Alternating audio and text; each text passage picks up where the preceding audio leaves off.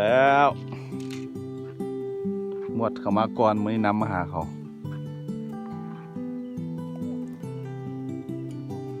ขอน้อยบ่ขอน้อยเบิ่งผลงานหมวดหนึ่งไปละคือสิน้ำหลังเขาเลยนี่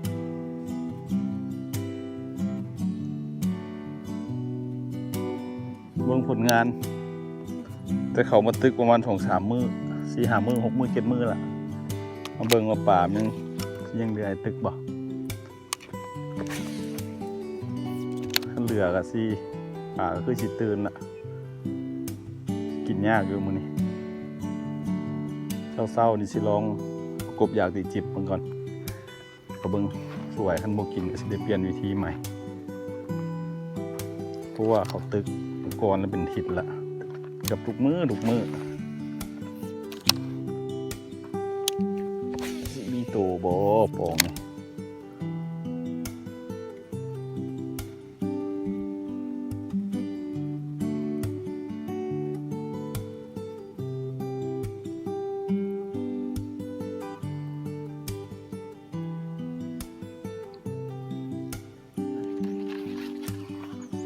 บ่ได้ลึงเหงื่อแล้วเอาป่านี่เลือดใส่ผู้แลหัวโค้งคนพอมา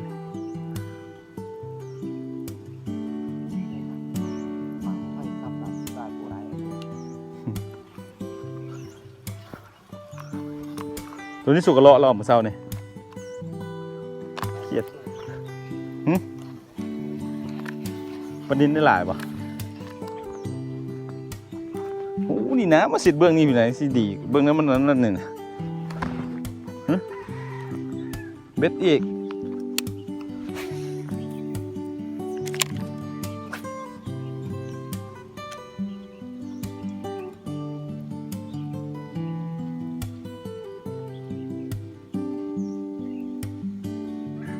โอ้ใส่ใหญ่โอ้โหโอ้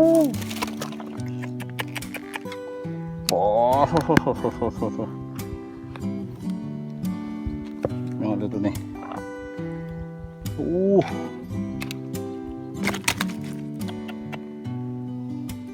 เดี๋ยวเอาก่อน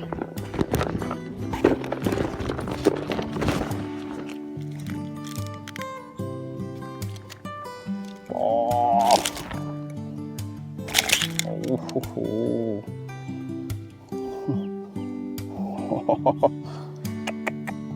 โอ้ส่งท้ายปีเลยตัวนี้กินกบโดด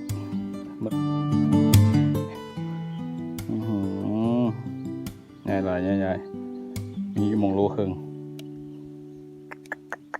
เนาะเด้อโอ้สวยหนึ่งตัวสิได้มัน1 แต้มน้อยก็มีอีกบ่โอ้ถึกตาเลยนี่น้อยไรน้อยก็ยังเอาอยู่งานใส่น้อย2 แต้มจิบสีเหลืองแต้ม18สีบัวไม้เอาอยู่ประมาณนี้แต้มที่เก่าต้นน้อยคันหน้าสีบัว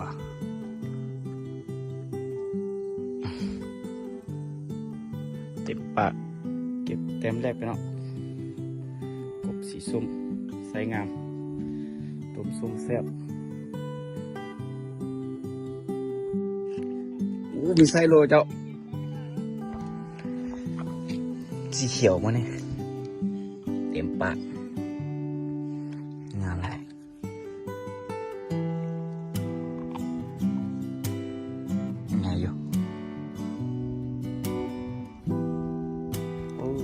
มาแล้วใส่โลเลย ใส่อย่างสีเหลืองเต็มโบนเลยโอ้ส่งท้ายปีได้ดีทีมเราดาวเลยน่าขันใจ เป็นมาเองไปนี่ โอ้เจ็บขายังมาขาเดียง แล้วมันแล้วสองตัวซ้อนตัวนี้กี่ด้นให้ปูแร่เมื่อกี้โคตรป่าบนแล้วคนเอาอีกตัวนึงโอ้โหยางมาดูมาแทกมึงดูซ้ำได้พ่อกับลูกที่บอกโอ้เข้าปากกันเลยตัวนี้ ยืนย่างเดียว ขากลายโอ้อย่างเตียวมาน้ำหลังโอ้บาตีอย่างสิบได้ตี มาได้จริงไง โอ้ปากกูได้บอลกูมาเนาะ สี สีเหลืองเต็มโคอัญญาอีก อุ้ยโอ้ย เฮ้ยมันมา มึงเนี่ย โชว์ โคตรทาใส่โมเศร้า อาหารสวยอาหารตื่นปลา ปลาข้อนี่ย่างแล้วเดี๋ยวกันที่จะยอมอยู่ดอกแน่นแล้วย่างคนละแล้วหรือมาใส่กันไม่แรงนะเชื่ออยู่ โอ้ฝีมือไผ่ปะโอ้โหใหญ่ขึ้นมาปลาเขาดาวมือแรงแล้วอู้โยบักนี่อู้โยค่อยบักนี่นะเอ้ย